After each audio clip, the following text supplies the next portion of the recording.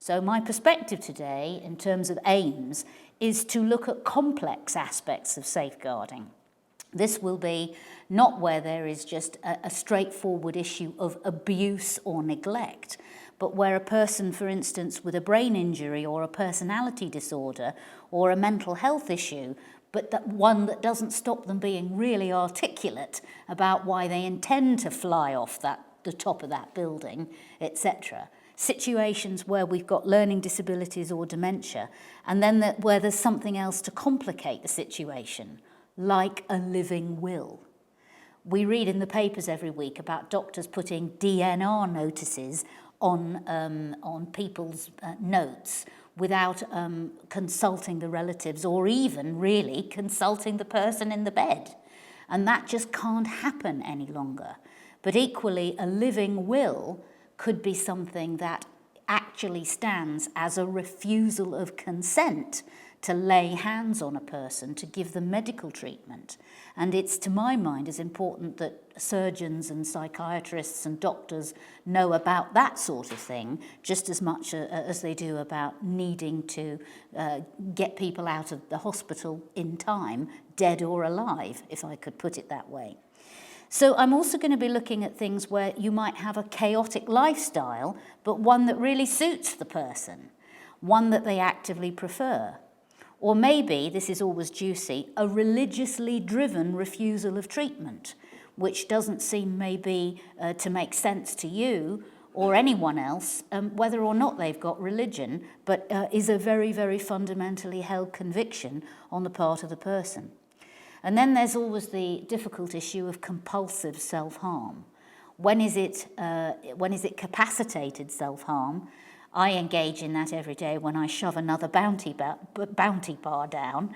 That is capacitated self-harm. I'd like to have someone stop me doing it on the basis of my lack of mental capacity, but it's just not going to happen in this day and age, I think. Compulsive self-harm is not the same as capacitated self-harm, but would we be intervening lawfully or not? We need to be more legally literate, in my perspective, about what we can and what we cannot do. What you could be spending your time doing was learning much more about what the law says you can actually do to intervene, and what you cannot do, or why you cannot do certain things in particular circumstances.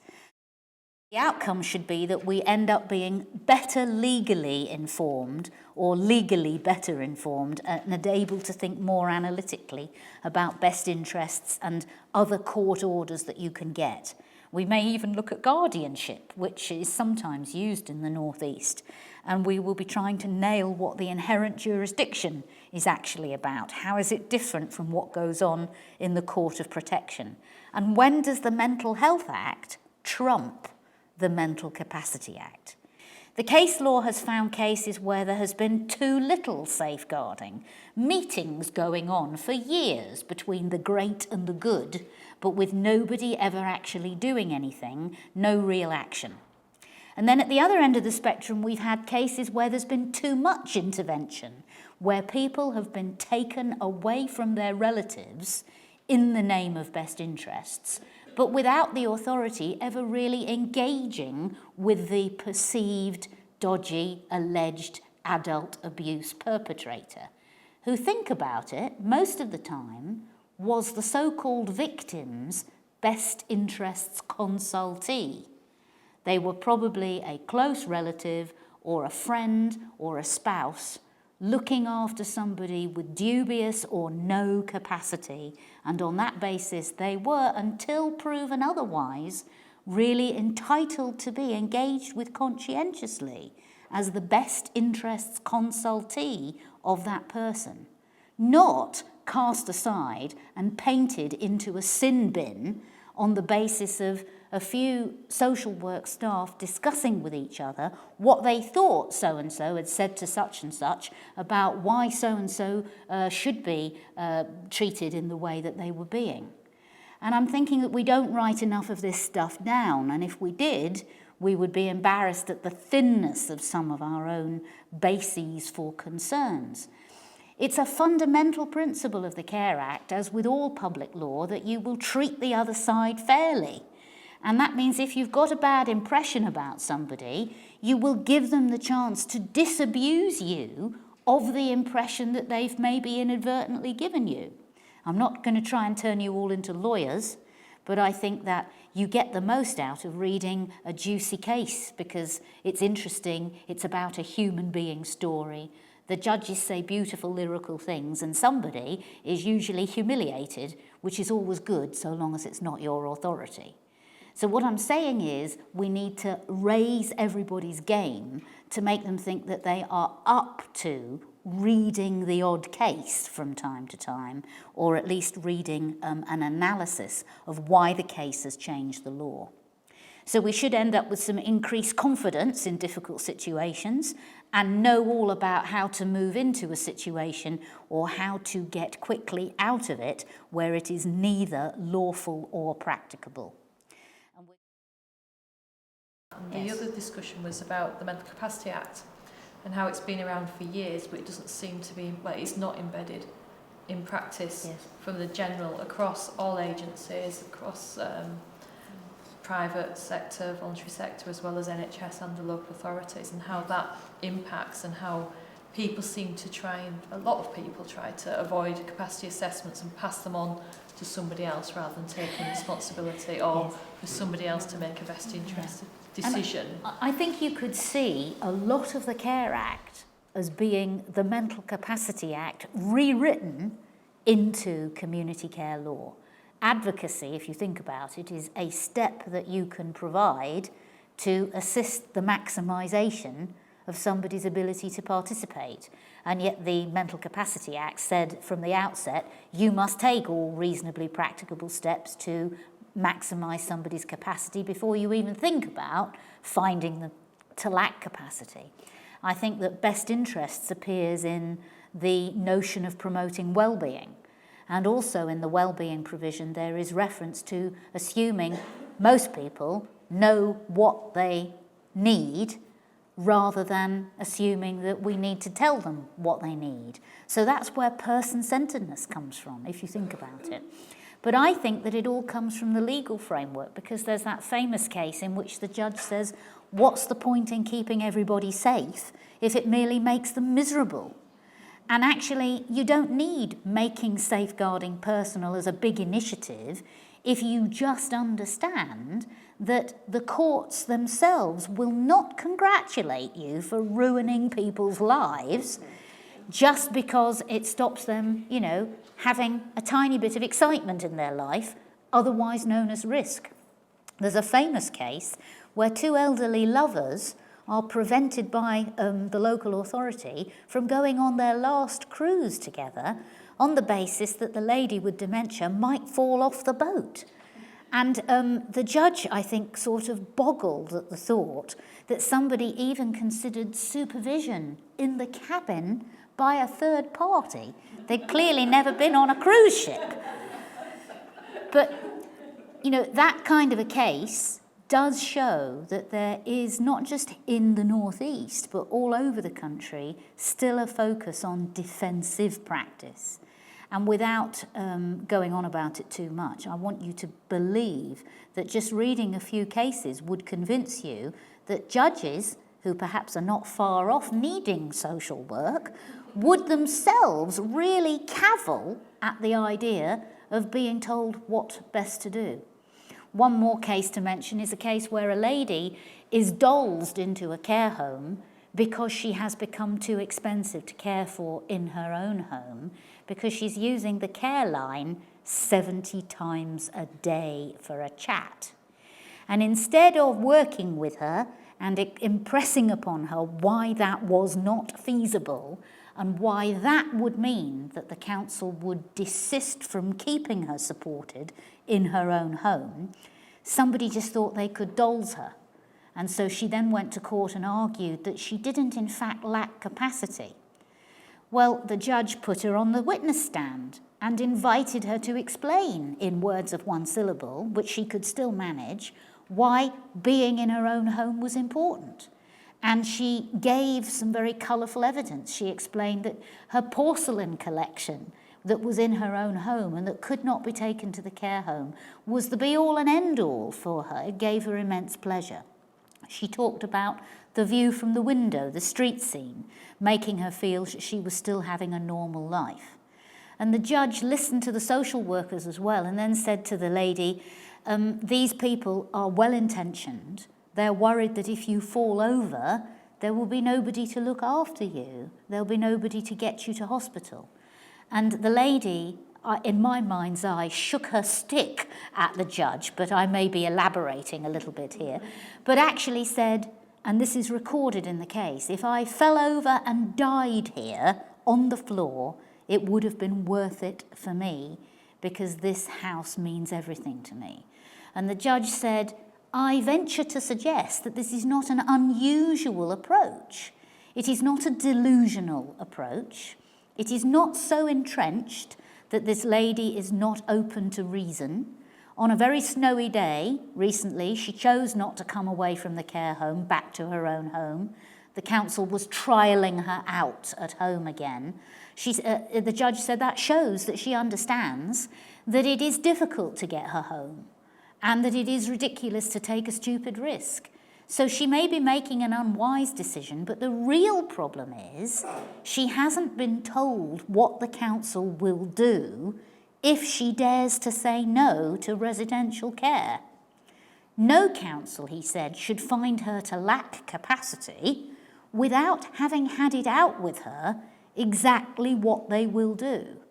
And what is it that they would be obliged to do? Well, we know, don't we? It's to meet needs. To meet needs, not to cost cap the care package, but to meet the needs if the authority's choice is to give it another go and to provide for her in her own home. The judge described that as making an offer of all practicable care and being open about it. That wasn't saying unlimited to £1 million, but it wasn't saying that it would just be okay to say no because we've offered you care home care. It would be something in the middle. What I would venture to suggest is it would not be 3 visits a day or 4 visits a day and no care at night time. If Elaine MacDonald had, instead of using the dignity argument in her case about incontinence pads, if she had sued Kensington and Chelsea on the basis that their policy was personalisation is great but not at night time, I think that she would have won that case, as opposed to choosing dignity as her ground, dignity being something that ebbs and flows and is as long or as short as a piece of string. So what I'm really getting at is I think people need to be, again, I've said it before, more legally literate about the options, but to be totally crystal clear about when somebody turns down a care home, are you going to walk away from them, or are you going to make the choice of pursuing them desperately and trying to provide them with something that will keep them safe at home? Because I do not think it can be cost capped. And I think that's a very important lesson for bringing the Care Act back to safeguarding. If you knowingly put in inadequate services to meet assessed eligible needs, I don't think it's the client who's making that choice. I think that it's the local authority. And therefore there could be legal action when somebody is hurt, having only had that option given to them. What I'm envisaging is an escalator-flavoured approach to going up steps with someone who is maybe at risk of a safeguarding saga or maybe an alleged adult abuse perpetrator. The first level, before you're even on the escalator, is knowing about advocacy. It's an independent, intelligent and knowledgeable third party who's in the mix from the outset, but this would be before there's ever a safeguarding issue. There's the duty to assess, of course, but you need to know that people can refuse.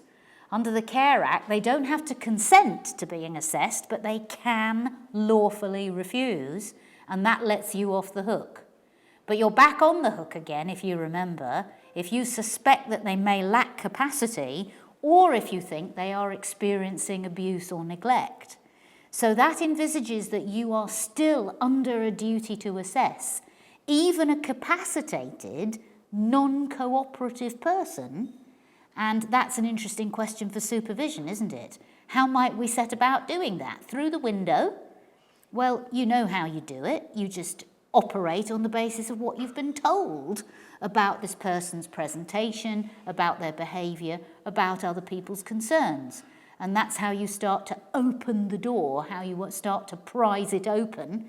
Until you can form a view that they lack capacity, you certainly can't break in. When you have formed a view that they lack capacity, I doubt that many of you would be volunteering to break in and you would like the police officer to come with you. But if you think about what you know about the Mental Capacity Act, it gives you a cloak of legal protection for civil or criminal action where if you had had consent, it would not be wrongdoing. So it covers you against trespass to premises as well as trespass to a person's body. It is that whole premise in the MCA that means we can lay our hands on people who say no if they lack capacity. And the same is true of their front doors. So get your jemmies out, ladies and gentlemen. There's the promotion of well-being. That's got a safeguarding aspect to it, hasn't it? Even before you're on an escalator, the concept of helping people to help themselves. Remember that their family members are owed this duty as well, so that you shouldn't be exploiting carers until they're actually on the floor. You should be thinking that you owe them a duty of promotion of well-being as well. There's the fundamental concept of making safeguarding personal. You've got to be asking the person what they want or need before barging in relation to a safeguarding suggestion. There's loads of helpful services that may be preventative or may come after eligibility. There's networks in the community, there's mediation, there's counselling, there's equipment that can prevent dependency where there's a safeguarding concern, and there's respite. And then there's the MCA code that applies to absolutely everyone. And that's why I said you should expect engagement with people rather than a door to be slammed on your foot. There's the use of the new duty to cooperate. Provider organisations are not bound by a duty to cooperate, interestingly enough, but your statutory partners are. And your statutory partners are not just health and the police. Your statutory partners in Section 6 go wider than the people who've got to be on the Safeguarding Adults Board. So, as well as that, you've got the use of other regimes and statuses that are not exactly social care services. Corporate appointeeship, for instance, is not something that you assess a person as being eligible for, but it is something that you would step up to do if you thought that somebody's inability to manage their finances was making them, putting them at a safeguarding risk. And thinking about the fact that you can do guardianship, or that you can get an interim order without spending a small fortune from the Court of Protection in order to get into somebody's house, or to get an assessment from somebody who doesn't really want to be assessed. Then there's the inherent jurisdiction that I've mentioned, there's deputyship, there's the action to remove a fiduciary. People love that word because it's so juicy. Fiduciary, we can all say it. A fiduciary is someone in a position of trust, like a power of attorney. There's a great case recently of a lady who pays herself and her brothers £25,000 each out of her mother's estate of about £90,000. Her mother isn't even dead yet, though, and the reaction of the daughter is, well, if mum doesn't mind, where's the harm? The local authority did not take quite the same view. And so she was removed as a fiduciary on the basis that she hadn't acted in her mother's best interests. And so I think that must have been because a local authority bothered to go to the Office of the Public Guardian and get the application made. That's a piece of safeguarding, but it's not an adult social care service. It definitely promoted the lady's well-being, Dare I say it, it promoted Bromley's opportunities to get the money back for the services as well. But I'm sure that that was not their driving motivation. And then at the bottom here, there's the Public Health Act intervention route. I think you probably know we're getting rid of insanitariness proceedings under Section 47 of the 1948 Act, so no more detaining a person under a magistrate's court order for, I think it's up to 6 weeks before they can go and challenge that. That is archaic, and we're getting rid of it. But the Public Health Act 1984 has been sat there for all those years and provides an alternative route into a court order to remove people from premises that are either infectious premises that need disinfecting, or where there is an individual who, dare I say it, needs disinfecting. This is no good for people who hoard paper, but it is good for people where there is actually a bacterial-based risk. And so you might be interested to know each local authority is supposed to have a designated officer who would be willing to go to court and get that. It's not the environmental health team in the district council. It is any council can apply, and so a social services council could have that kind of an officer. Lastly on this list, I've got the possibility of a welfare order, that's a best interests order from the Court of Protection, or use of the Mental Health Act. So you can see that we've gone along on the ground level, then we've shot up a few steps, and then we've ended up at the most kind of interventionist options that we've got. Thinking about a referral to the police where a crime is suspected, a referral to the DBS service in relation to harm that's been investigated under safeguarding and has come from a registered professional, actually getting an injunction on an incapacitated person's behalf as their litigation friend to evict a dodgy relative, for instance. Now, I would love to find local authorities that had ever bothered to do that. You can help somebody to do it, but if they lack capacity, they won't get the official solicitor to bring injunction proceedings in the county court to get rid of a relative that they've let into possession. The OS doesn't have enough resources to be engaged in that kind of an application because the OS's office is so busy with the Court of Protection. And you know that there's a waiting list to get in there. Alternatively, the local authority could use the inherent jurisdiction if the client is merely vulnerable. A second page of responses, and then I promise you we will stop. Legal proceedings in the civil courts for unwinding a property transfer on the grounds of undue influence. If the OS has got no resources to bring that kind of an action, in an extreme case, a local authority could. Guardianship for where the person would be seriously irresponsible unless they were cared for. Use of the Mental Health Act where the risk warranting actual detention is posed by the adult to him or to herself. That is why people with anorexia are able to be sectioned, because then they cannot refuse consent to the force feeding that might be the only way of keeping them alive. No doctor will be wanting to do it under the Mental Capacity Act, in my experience, and probably yours as well. Can I just ask 2 quick questions? One is about carers, just in relation to safeguarding, because obviously quite a lot of times the carer has to continue caring, and they're saying yes, but they're really saying no, because the person isn't willing to accept services for whatever reason. So how do you see that fitting in terms of safeguarding? Because they're still, in a sense, at risk, but then it's not really safeguarding. I think for a carer who is suffering at the hands of their loved one's demands, or at their own inability to say no, or because of some other person in the mix, a person in that situation is really easily able to say that they must be seen to be eligible, because all they've got to say is significant impact on top of not being able to do various things, but much more obviously, my own mental or physical health is at risk of deteriorating. So actually, very often, carer strain will trigger eligibility, and carer strain in the face of an unreasonable relative making the most of that person's goodwill would also be a way of responding to a safeguarding concern for a carer for whom you felt you needed to put in more help. So ultimately you might put in respite care, and it would then be charged to the service user.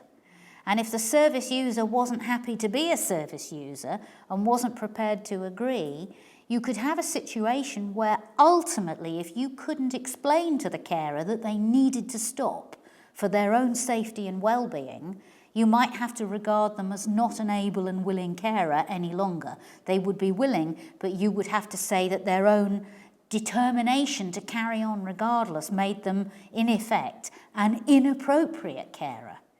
And if they, you wouldn't want to do brinkmanship, you wouldn't want to wait for them to do something bad, because that would be hopeless. But you might then have to take court of protection proceedings to argue incapacity on the part of the service user who wasn't happy to have their carer helped, in order to justify removing the client from the clutches of the carer.